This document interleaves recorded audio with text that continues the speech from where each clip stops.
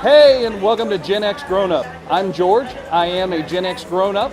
Thanks for watching the video. I'm here with my son Michael today at Tallahassee Comic Con. So let's take a look and see what it has to offer. After a quick stop at the infamous check-in line, it was off to the show. What would a comic book convention be without a bunch of comic book vendors? And they were all over the place at Tallahassee Comic Con. I saw boxes upon boxes upon boxes and some actually really good deals.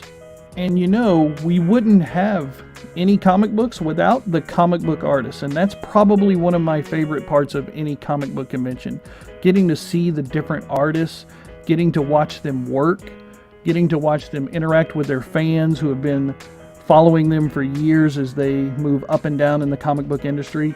Even serious guys like Mr. Serious over here with his very funny companion.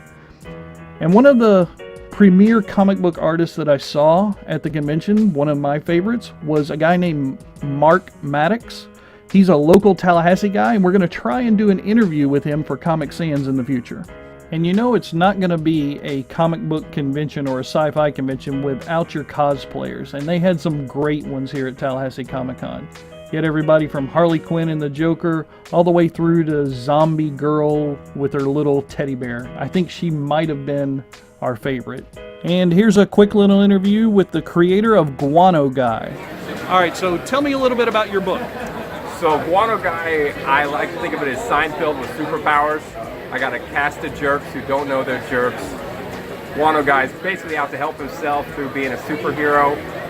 But at every turn as he tries to develop his image, he keeps getting one-upped by a good-natured idiot, Mr. Marvelous Man. And then in the background, I have a third character, Rita Ratika, who's a reporter trying to make her career by reporting on heroes. And she ends up getting a little more involved than she planned to. And basically, I just want to entertain people the way comics entertained me when I was a kid.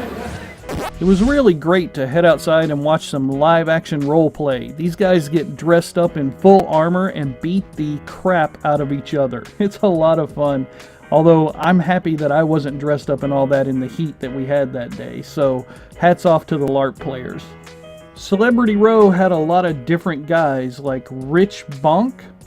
He's a famous comic book artist. We also had Frank Fosco. He was standing around talking to a bunch of different people. Believe it or not, that's Greg the Hammer Valentine from the old 80s WWE days. He was hanging out.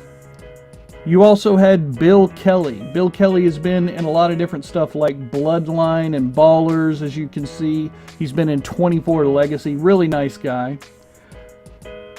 Next up on the hit parade was Naomi Grossman. Naomi comes to us from the American Horror Story series. She's been in a couple of those. The last three guys were my three favorites, and we got interviews with all of them. You'll be able to see those in upcoming Comic Sans. We had Eric Avari from Stargate, The Mummy, and everything.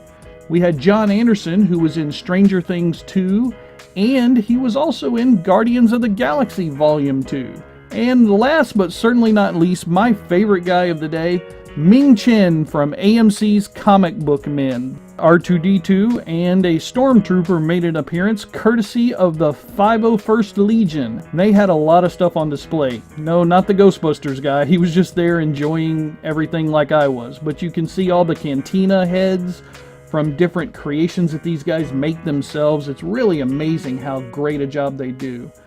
I mean, you've got the different Sand People masks, and you've always got a whole bunch of different Boba Fett guys and headdresses and everything. You got an Admiral Akbar over there. The 501st Legion, they are awesome. And what type of convention would it be without guys selling action figures? We had things from Overwatch and Japanimation stuff. I mean, it was everywhere.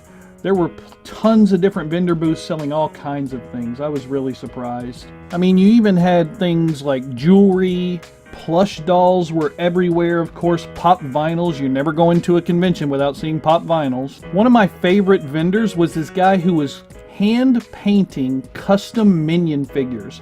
Not to be outdone by the LARP guys we saw earlier, there were plenty of medieval artisans who crafted swords and armor and trebuchets and catapults. I was really surprised at how many of them there were at Tallahassee Comic Con. And with Star Trek Discovery back on the air, you can be sure you're always going to find Star Trek fans, the USS Kaitom, Mistress Aunt Bee, Phyllis, Catherine, and Richard, representing the club that John and I met in over 20 years ago before we both became Gen X grown-ups.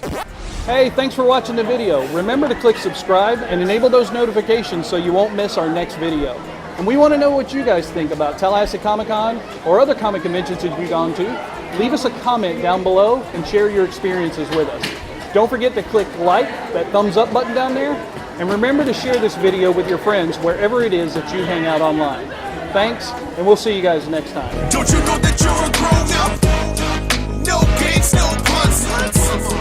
Not allowed if you're a grown-up. No more watching shows till sunrise. Unacceptable for grown-ups.